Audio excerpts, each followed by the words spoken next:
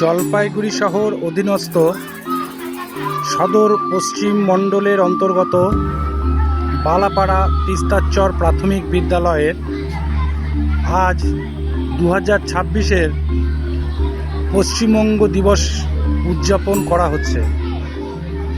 এই পশ্চিমবঙ্গ দিবস 2026 উদযাপনকে সামনে রেখে বিভিন্ন রকম কর্মসূচির আয়োজন করা হয়েছিল।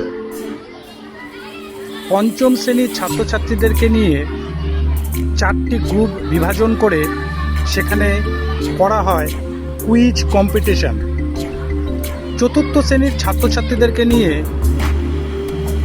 তৈরি হয় একটি প্রবন্ধ রচনার গ্রুপ এবং তৃতীয় শ্রেণী এই ছাত্রছাত্রীদেরকে নিয়ে করা হয় অঙ্কন প্রতিযোগিতা।